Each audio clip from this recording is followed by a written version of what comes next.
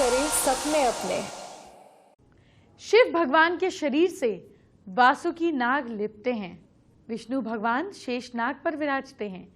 देवताओं के पास रहने वाले नाग देवता को प्रसन्न करने वाला, जीवन के संकटों को पल भर में दूर करने वाला बड़ा त्योहार आ गया है। कल नाग पंचमी है और आज और कल मैं आपको नाग पंचमी से जुड़ी सबसे विशेष जानकारी दूंगी। आपको कल नाग पंचमी के दिन कौन सी पूजा करनी है और कौन सा व्रत करना है, आज ही आपको एडवांस में सारी जानकारी देने वाली हूँ। आज ही आपको ये भी बताने वाली हूँ कि आपको राशिवार कल कौन सा उपाय करना है। 12 अचूक उपाय आपको नाग पंचमी पर जरूर दिलाएंगे, आपके भाग्य को चमकाएंगे। आज के शो की शुरुआत करूं उससे पहले एक मंत्र नोट कर लीजिए। कल नाग पंचमी पर आपको ये मंत्र बहुत आराम से पढ़ना है।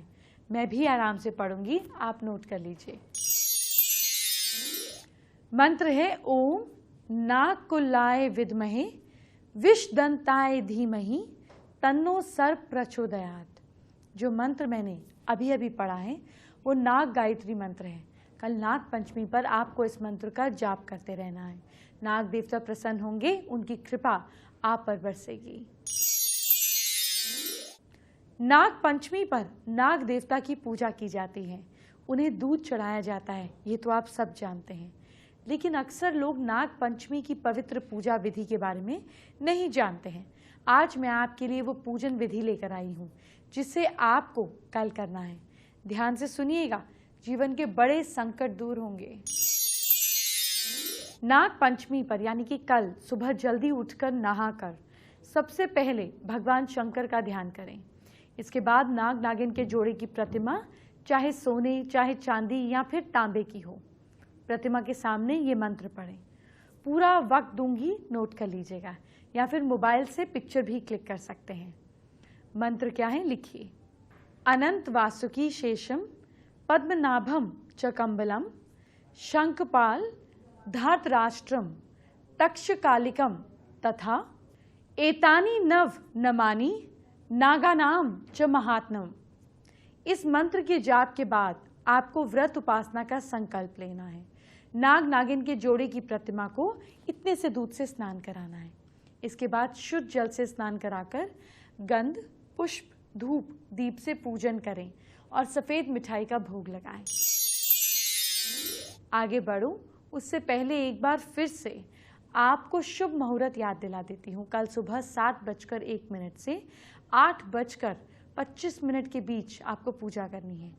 पूरे 1 घंटे 24 मिनट का समय आपके पास है, मौके को गवाइएगा नहीं। इसलिए आज ही मैं आपको पूजन विधि और व्रत की जानकारी दे रही हूँ ताकि कल लेट ना हो। अब आगे की बात सुनिए। नाग पंचमी के दिन हर शिव भक्त को व्रत रखना चाहिए। व्रत की सही विधि आपको बताती हूँ ताकि आपकी मेहनत बेकार ना जाए। नाग पंचमी पर कल पूरे दिन आपको उपवास रखना होगा। सूरज ढलने के बाद नाग देवता की पूजा के लिए खीर के रूप में प्रसाद बनाया जाता है। खीर को सबसे पहले नाग देवता की मूर्ति और शिव मंदिर में जाकर भोग लगाया जाता है। उसके बाद इस खीर को प्रसाद के रूप में आप खुद ग्रहण करें और गरीबों में भी बांटें। अपना व्रत पूरा करें।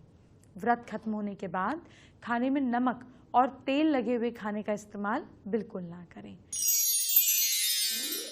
नाग पंचमी के दिन घर की दहलीज के दोनों ओर गोबर से 5 सिर वाले नाग की आकृति बनाएं।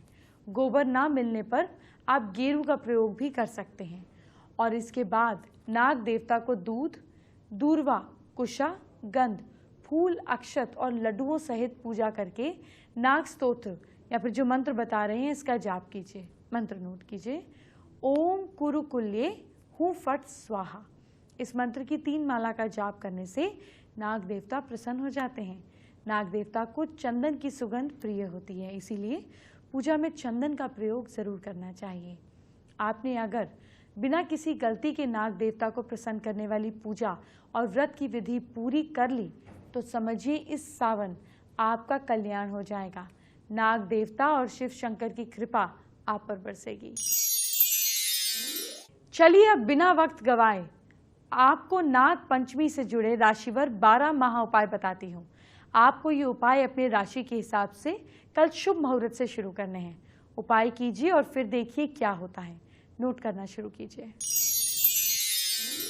मेष राशि के लोग रुद्राष्टाध्यायी का पाठ करें और दूध में शहद मिलाकर इतना सा शिव जी को अभिषेक करें।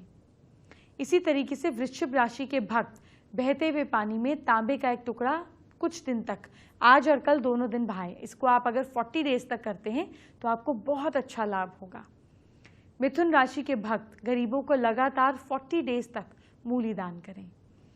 कर्क राशि के भक्त अगले हफ्ते से 8 शनिवार तक रोजाना बहते हुए पानी में नारियल डालें। वैसे तो अच्छा रहता है आप नदी को पल्यूट ना करें और उसके पास रखें ताकि नारियल किसी के काम भी आए। सिंह राशि के लोग एक नारियल और 11 साबुत बादाम एक लाल कपड़े में बांधकर शनिवार को मिट्टी में दबाएं। कन्या राशि के लोग आने वाले बुधवार को 10 ग्राम धनिया किसी गरीब को दान करें। अभी आपको 6 राशियों के उपाय बताए हैं। 6 राशियों के उपाय अभी बाकी हैं, वो भी आपको कुछ देर में बताएंगे इसी शो पर। लेकिन अभी कुछ और खास बात आपको बताने वाली हूँ। कल नाग पंचमी है। आपको अपने राशि के हिसाब से क्या उपाय करने हैं ये मैंने बताए। 6 राशियों के बता चुकी हूँ, 6 राशियों के अभी बाकी हैं। तो फिर देर किस बात की, चलिए वो भी बता देती हूँ। तुला राशि के लोग कल रात को सोते समय सिरहाने के पास थोड़े जौ रखें, सुबह पक्षियों को खिलाएं। वृश्चिक राशि वाले लोग गणेश जी की स्तुति करें और घर में पीले रंग के फूल लगाएं। धनु राशि के लोग आने वाले हफ्ते में मंगलवार और शनिवार को चींटियों को आटा और मीठा खिलाएं। मकर राशि के लोग कल यानी कि नाग पंचमी पर किसी गरीब को भोजन कराएं। कुंभ राशि के लोग कल नाग पंचमी पर किसी कन्या का आशीर्वाद लें, उसको कुछ गिफ्ट दें गरीब कन्या को। और मीन राशि के लोग नाग पंचमी के दिन यानी कि कल अष्ट धातु का कड़ा राइट हैंड में पहने और भोजन रसोई में ही करें। फेसबुक पर हमारी एक व्यूअर नेहा शर्मा ने अपने इश्यूज हमारे साथ डिस्कस की हैं और ये जानना चाहती हैं कि शादी के उपाय क्या हैं। चलिए इनको सावन में शादी के उपाय बताते हैं। नाग पंचमी का दिन है। नाग को अपने स्पाउस के साथ बहुत अटैच देखा गया है। ये नाग को नेचर अस्तित्व की बात बता रहे हैं। तो नाग पंचमी पर आप ये खास उपाय करें। एक छोटा सा अपनी समर्था अनुसार इतना सा नाग नागिन का जोड़ा, चाहे तांबे का चाहे चांदी का, इतना छोटा सा सिर के ऊपर से वार कर प्रार्थना कर कर कच्चे दूध में 40 मिनट तक भिगो कर रखें। थोड़े से दूध में दूध को शिवलिंग पर 2 चम्मच चढ़ा दीजिए। नाग नागिन का जोड़ा वहीं छोड़ाइए या किसी गरीब को दान कर दीजिए अगर आप चांदी का दे रहे हैं, ताकि उस गरीब का भला तो हो। और फिर प्रार्थना कीजिए। साथ साथ नाग नागिन के जोड़े को अगर शादी नहीं हो रही है तो आप जो मौली होती है उससे 7 बार घुमाकर 7 गांठ से बांधकर फिर शिवलिंग पर छोड़िए और देखिए कैसे कमाल होता है। एक जरूरी बात, ये मान्यता है कि नाग पंचमी पर सांपों को दूध पिलाया जाता है। आपने फिल्मों में ऐसा देखा होगा, मैंने भी देखा है। लेकिन आपको मेरी एक सलाह है, वो ये कि ऐसा बिल्कुल ना करें। आप हैरान मत होइए, मैं आपको बिल्कुल सही कह रही हूँ। और ऐसा कहने के पीछे की वजह क्या है मैं आपको ये भी बताने जा रही हूँ, ताकि आप महापाप से बच जाएं। बहुत कम लोगों को ही मालूम होगा कि सांप दूध नहीं पीते, इसीलिए नाग पंचमी पर उन्हें दूध पिलाने की कोशिश भी ना करें। ये उनके लिए जहर साबित हो सकता है। धर्म के नाम पर कुछ लोगों ने सांपों को जबरदस्ती दूध पिलाने की प्रथा चालू करी। सांप दूध को हजम नहीं कर पाते क्योंकि उनका शरीर उसके मुताबिक ढला ही नहीं है, बना ही नहीं है। दूध पीने से सांप के फेफड़ों में संक्रमण हो जाता है और दूध पीने के कुछ ही दिनों में उनकी मौत हो जाती है। इसलिए आप ये पाप बिल्कुल ना करें। आपको बस संकेत स्वरूप प्रतिमा को या चित्र को इतना सा दूध अर्पित करना है, बाकी किसी गरीब को दे। नाग को नहीं पिलाना है। ये आपको और नाग दोनों के लिए जानलेवा हो सकता है। भगवान शिव ने विष पीकर इस संसार को बचाया है। शिव शंकर के गले में वासुकी नाग विराजमान है। शिव ही नागों के देव हैं। आपको बता दूं कि भोलेनाथ के अभिन्न अंग नाग देवता के पूजन से सीधे नीलकंठ का आशीर्वाद मिलता है। आपको ये भी जरूर जानना चाहिए कि नाग पंचमी मनाई क्यों जाती है। भक्त सांप को तीनों लोकों के स्वामी भगवान शिव के आभूषण के रूप में देखते हैं, इसीलिए सांपों की विशेष पूजा की जाती है। देव दानवों के बीच जब समुद्र मंथन हुआ था, तब वासुकी नाग की सहायता से ही ये संभव हो पाया था। इस मंथन से ही अमृत निकला था, इसलिए भी नागों की पूजा होती है। भगवान विष्णु की शेष नाग की शैया पर विश्राम करते हुए इसलिए पूजा होती है क्योंकि बारिश के दिनों में सारे जीव जंतु अपने बिल से बाहर निकलकर किसी सुरक्षित स्थान की तलाश में भटकते हैं।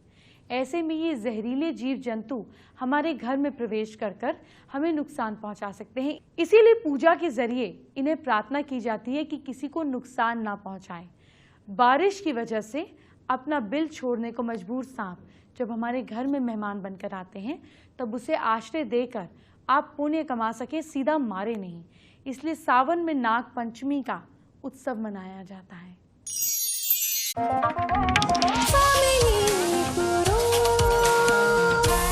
साकार करें सपने अपने।